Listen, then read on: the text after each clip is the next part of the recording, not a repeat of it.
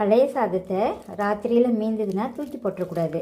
இந்த மாதிரி தண்ணி ஊற்றி இந்த மாதிரி சின்ன வெங்காயம் 4 போட்டு வச்சிடணும். போட்டு வச்சுட்டு உப்பு தயிர் போட்டு கரைச்சி குடித்தோன்னா செமையாக இருக்கும். வயிற்றுக்குள்ளே போகும்போதே பாருங்கள், தொண்டையிலிருந்து குடல் வரைக்கும் ஜில்லுன்னு இருக்கும்.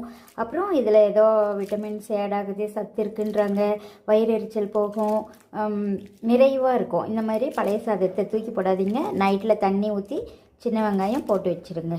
வாங்க பழைய சாதம் தண்ணி குடிக்கலாம். கல் உப்பு போட்டு கரைச்சிக்கலாம்.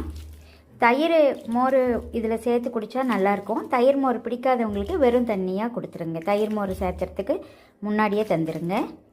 அதே மாதிரி குடிக்கும்போது வெங்காயம் கடிச்சிட்டும் கொடுக்கலாம், எடுத்து போட்டும் குடிக்கலாம். எங்களுக்கு தயிர் பிடிக்கும், அதனால் தயிர் சேர்த்து கரைக்கலாம். பார்த்திங்களா, சூப்பராக இருக்குது. குடிக்கலாமா? சின்ன வெங்காயம் கடிச்சிட்டு குடிக்கலாம். நல்லா இருக்கும். அந்த காரத்துக்கும் இந்த ஜில்னஸுக்கும் சூப்பராக இருக்கும்.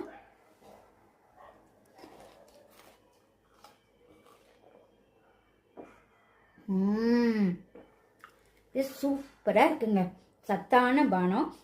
அப்போல்லாம் விவசாயிங்க விடிகாத்தால் இதை குடிச்சிட்டு தான் வேலைக்கு போவாங்க, விவசாய வேலை செய்வாங்க. அவங்க காஃபி டீ குடிக்க மாட்டாங்க.